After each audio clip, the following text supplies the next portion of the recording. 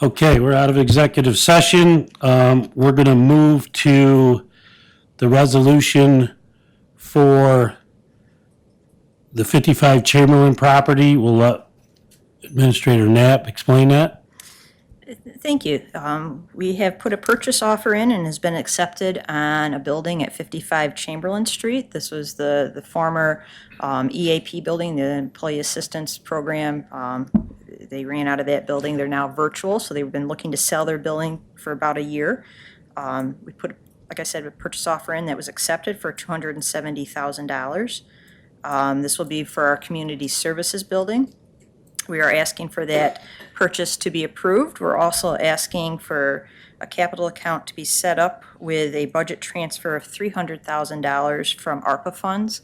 So that $300,000 will cover the $270,000 purchase price plus $30,000 for any repairs or renovations that might want to do before they move in or ongoing once they're in there. Somebody want to make a motion? Shannon Burdick, seconded by James Rumsfeld. Discussion? I'd just like to say something. This is a wonderful opportunity for the Community Services Division. As we've discussed in the past, anybody that's been in their current building understands that it is a very huge liability there as far as injury and other aspects. That building should probably been condemned. So I am very happy, as I'm sure Dr. Anderson is, to see this move forward and get them moved. Thank you. Anyone else? Mr. Barnes? I think it's a good move myself. For self-preservation, I'm going to abstain. Thank you, Mr. Barnes. I'd just like to say kudos to those that did the legwork that brought this to us. This is a great building for the price. Probably be one of the nicest buildings the county ends up owning at this point in time. I think it's a great thing to walk away from some of these leases that we're investing in. Has anybody got anything else? Okay.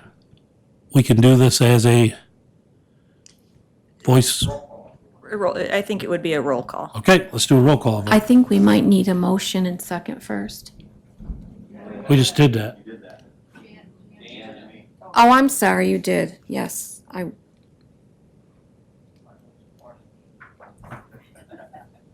okay. I hope I'm not boring you to death, so you're not. No, I was writing at the time. Okay. Mr. Barnes, I abstain. Mrs. Burdick, Yes. Mr. Curran, Yes. Mr. Demick, Yes. Mrs. Hanchett, Yes. Mr. Harris, whoops, I'm sorry, he's absent.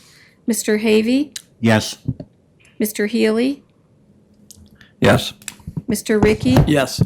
Mrs. Ricketts Swales, Yes. Mrs. Root, Yes. Mr. Rumfeld, Yes. Mr. Stockin. Yes. 11 ayes, 1 abstaining, 3 absent. Okay, that is carried. We're going to open up to some discussion. I know that Deb wants to talk about an update on the fair board that we met with last week. I don't know if Carissa wants to start that out? Monday, right? Okay, I'm sorry. Is it Friday yet? Long week already. All right.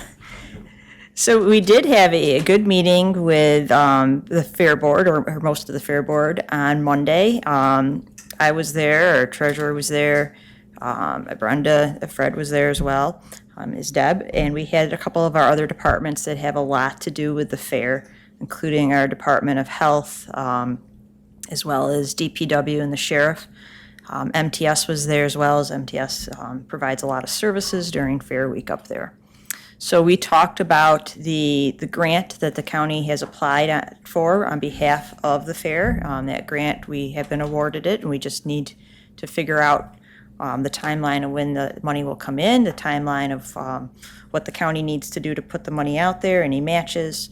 That should be resolved in the next couple of weeks, hopefully. Would you refresh everybody's memory as to the amount of that grant? Or I perhaps? would love to if I go grab something. 425. Yeah. And I'm sorry, I didn't realize we were going to talk about it, or else I would have brought my file with me. So we're gonna have to, Terry's gonna cover me back there. So we do have that. We don't know what the county's match is going to be, if it has to be financial match or if it could be in kind.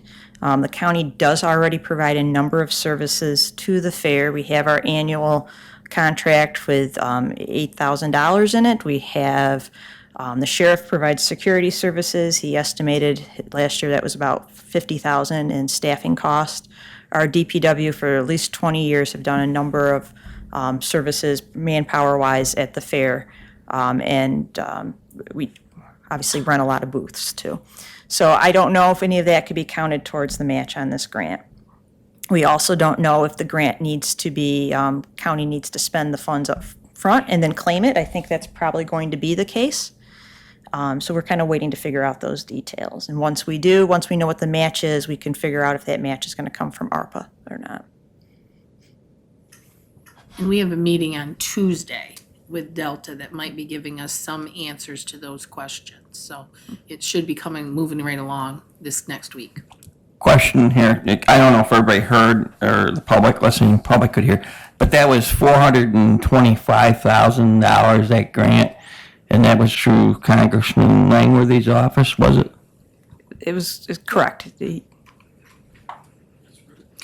I want to get in the financials, but I thought it was a very productive meeting. We're coming together and talking, and there was a list of priorities.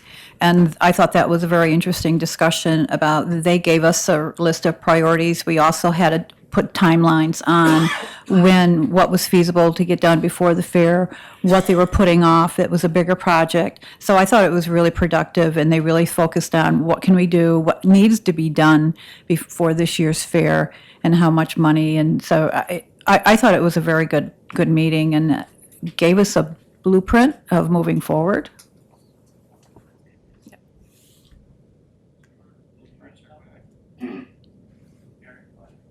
So, we have a grant, $425,000. What was the amount that was set aside in ARPA funds for the fair? You have a placeholder. You've never voted on it, so it's I realize that. placeholder. Terry, you're just going to bring that up. It's 475. Let me get to the shirt. It's 475. I can't remember. I know. I just did a report for it yesterday, so I have it right here, so. it's A little bit more than the 425. 475. I'm not hearing anything. No, 475. I think it's. Well, it's my feeling that we should match the $425,000 with another $425,000 and make as many improvements at the fairgrounds that we possibly can, and do it ASAP. I think the county is, you guys are pretty much committed to this fair. I've heard that for the past year, and whether or not you knew it, you were already providing a lot of services to the fair. The concern from a budget point, Mr. Barnes, is that you're probably going to have to upfront that $425,000 to the fair and then claim it from the feds, and you might not get that money right away. And do you have enough money to put up 800 and some thousand? Or do you want to just do this and then start planning on how you can help the fair long-term? There may be a few things to go along with that that aren't going to fit procurement or prevailing wage. We may want to use a little bit of that money to offset that in another way. Otherwise, the cost of things will probably just be enormous when you bring in prevailing wage and in some of those things. So I mean, that is something else we're going to need to look at to help them along with. But Ms. Root? So I want to go back to, they can only do so much at this time and get done. So they've identified what they need to get done, and they're working on getting them done for this fair. I mean, all the money cannot be spent before this fair starts in August, July.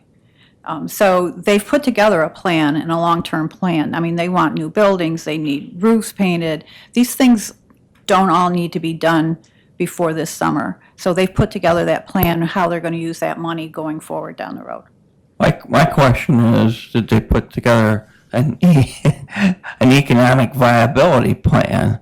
I asked them when they came to us the first time to work with our economic development team and see if that couldn't be more of a win-win, not only for them, but for the entire county, because it seems like every so many years, well, we don't have paper I can read anymore, but it used to be I could read in the paper every so many years, they'd come to the board and ask for money. So I just hope we keep that in mind also. You mentioned that the sheriff's department spent $50,000. It's a ballpark estimate. Now, did they hire more people to do that, or are they're using the same people that they would normally be doing other things in the county? I think a couple of things. They usually use the same people. It's not like we went out and hired more people to do this.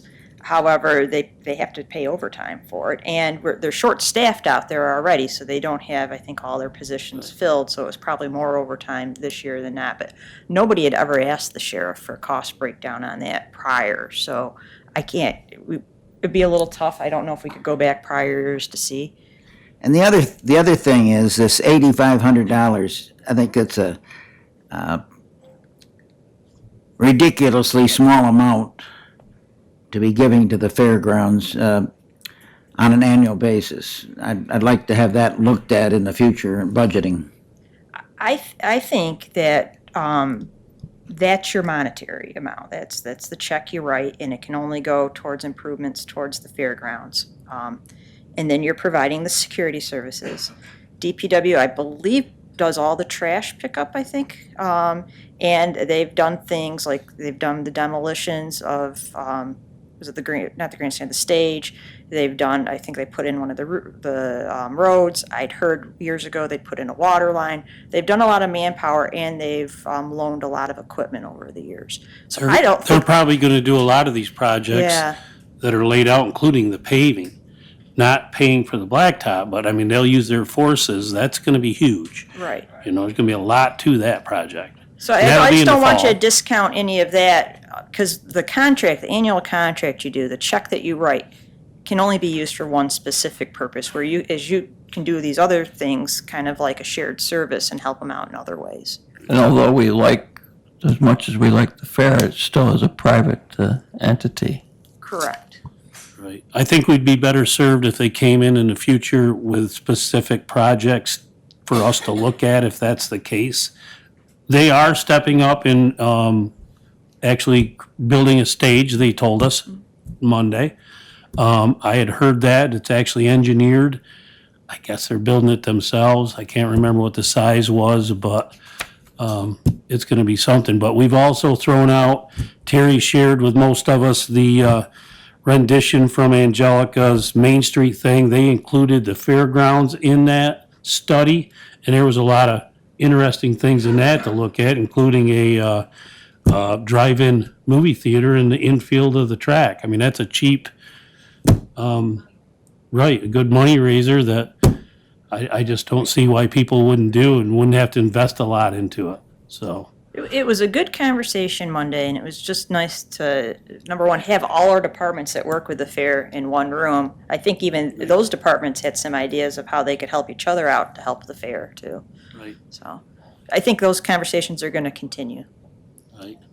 Yeah, Steve and I have been involved with meetings with the undersheriff and security concerns and things like that, you know, but everything's got a dollar tag on it.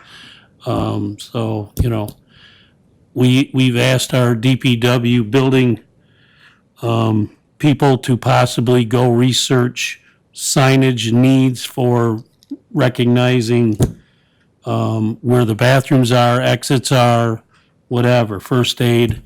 So we're going to help them with that a little bit. I think there'll be some good things. The one thing I expressed was I like to see them meet with us a couple times a year. So, you know, hopefully in the fall they'll come back and we can all get together and talk with them again. So that, I was amazed at some of the, like you say, the involvement that the county already has in the fair and how much in-kind services that we're putting into it. And they also talked about the DPW is helping with their trash and offering up, I didn't even understand whatever it is they're offering up to put in there to make it better. But I'm going to say this again, that I just said, everybody comes to us wanting money. Money is not always the best answer. And what I found the other day when we were talking was they are just having these conversations, having them talk with our different departments, having our departments offer to help with them, got them a huge amount of equity, or if you put a dollar figure on it, they got a lot of value out of that. So we always seem to want to give a check to somebody, but there's more that we can do with these organizations than just give them money. We can help them. And I see that doing right now with the fair. Right. And what Deb's relating to with what we offered the other day to do with their dumpsters was a site. They were going to pour a concrete pad to put the dumpsters on. We in turn offered to give them one of the bridge spans that we have stockpiled for years at 48 that, isn't going to really fit the bill for most other things, but it'll work for that. The counties used them themselves at their own transfer stations. So we offered to do that for them. They were grateful for that. So we're going to have that done, save them a little money. I'd like to add, now that we have the S-curves cleaned out there, there's plenty of room to put a nice sign up for that fair. You know how many thousands of cars go by every day instead of the fair? That's my biggest gripe about the fair. They put this little sign about this big up a week before the fair, maybe a month. You can't even read it. Let's get a big billboard. We could park a semi in there with a sign on it just this year to get it going. There's how many? What is there? 8,000, 16,000 each direction every day. Right? That's a no-brainer. That'd be almost zero cost to do that. Good point. Well, they are looking for an advertising person, John. Sign me up.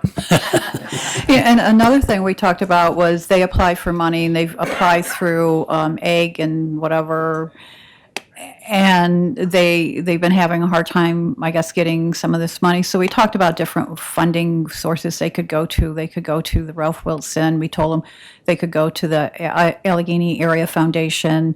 They could put together an ARC grant. So they're expanding and looking at all the different ways that maybe they can, and they're gonna, could we help them with that? And yeah, why not? Right. We could help them with those. I think it's very good to keep in communications with them and have those types of meetings, so I hope to continue those. So. Okay, anybody else got anything? Jan? I just want to say, I think it's great to hear that they're actually doing something to help themselves and not just looking for handouts from us or others. They're actually looking at ways to improve and get money from grants, and which was not, I don't believe, done in the past. So I think the fact that they're willing to help themselves goes a long way. Thanks. Anyone else? Okay, off of that subject, does anyone have anything to discuss that's can be discussed in an opening meeting? Jim? No. Okay. Is there any new business? Any old business? Go to the order? Motion to adjourn. Jim? Mr. Chairman, as there seems to be no other business to come before the cow this morning, I'd like to make a motion to adjourn. Okay. Second, Mr. Havey. All in favor? And we're adjourned.